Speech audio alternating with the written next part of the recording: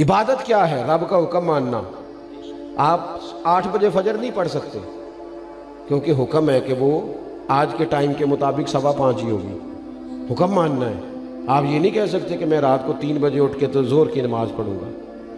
جس وقت نبی پاک نے پڑھنے کا کہا ہے نماز نافذ حکومت ہے حضور کی، لہذا جو فیصلے نبی پاک نے کیے ہیں وہی نافذ رہیں گے۔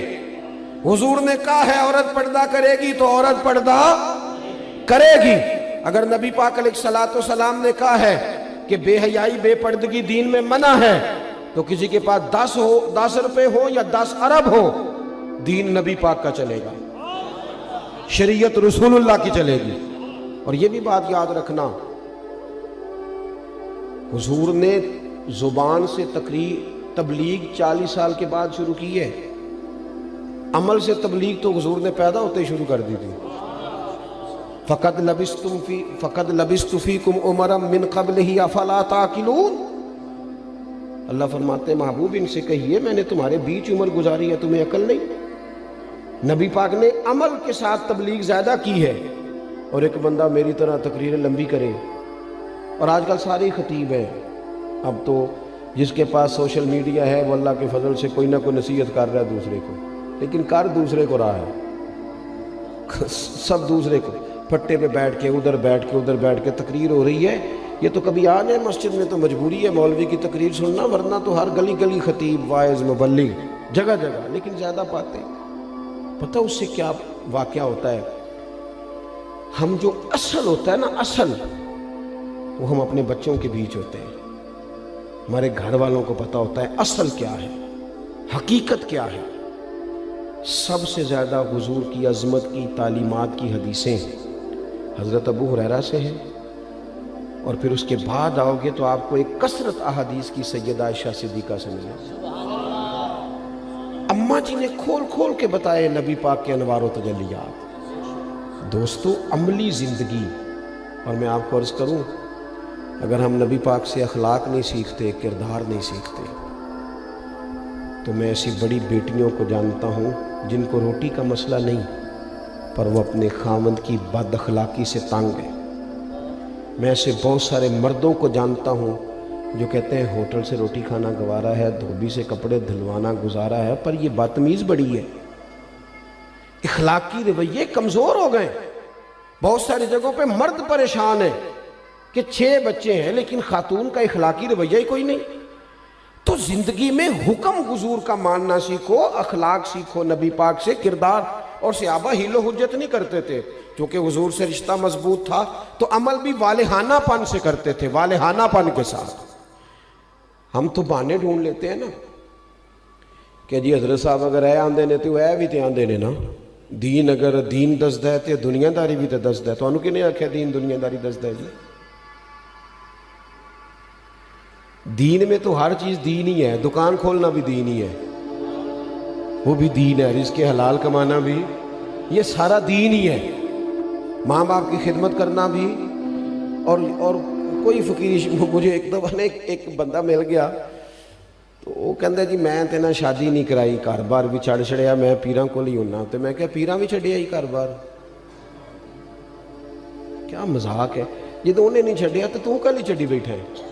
عجیب فضول بات ہے۔ دین کب آپ کو کہتا ہے حقوق العباد سے آپ بھاگ جائیں؟ جب پیر صاحب گھر میں بیٹھے ہیں اور سارا کچھ کر رہے ہیں، تیرے کو لونا سارا کچھ چھڑا دیتا ہے، یہ تو فلسفہ ہی سرے سے غلط ہے۔ یہ کس نے آپ کو تعلیم دی ہے؟ تو میں جو بات عرض کرنا چاہتا ہوں کہ وہ بہانے نہیں کرتے تھے، وہ کھلے دل سے نبی پاک کی تعلیمات۔ بس میری گفتگو مکمل ہے۔ ایک شخص کھڑا تھا دوران خطبہ، حضور نے دیکھ لیا تو نبی کریم نے فرمایا بیٹھ جاؤ، نام نہیں نہ لیا، مطلق کہہ دیا بیٹھ جاؤ۔ ایک صحابی ابھی مسجد کی ساتھ والی گلی میں تھے، ان کے کانوں میں آواز گئی بیٹھ جاؤ تو وہ وہیں بیٹھ گئے۔ ایک اس کونے میں تھے، کان میں آواز گئی بیٹھ جاؤ تو وہ وہیں بیٹھ گئے۔ ایک اس کونے میں تھے، ابھی داخل نہیں ہوئے تھے، نام نہیں نہ لیا حضور، بیٹھ جاؤ۔ اس طرح وہ حکم مانتے تھے، بیٹھ جاؤ تو وہ وہیں۔ سانو قید سجن دا گہنا ہے، او جنج رکھے ایسا اونج رہنا ہے۔ بیٹھ جاؤ تو جہاں حکم ملا وہیں۔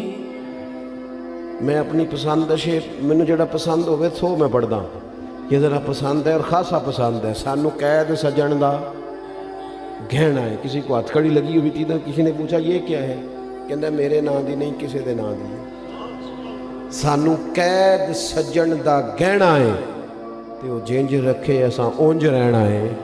نبی پاک صلی اللہ تعالیٰ علیہ وسلم نے جمعے کی نماز کے بعد کہا آپ کہاں تھے, آپ کہاں تھے, آپ کہاں تھے؟ یا رسول اللہ میں گلی میں تھا, آواز آئی بیٹھ جاؤ, میں بیٹھ گیا.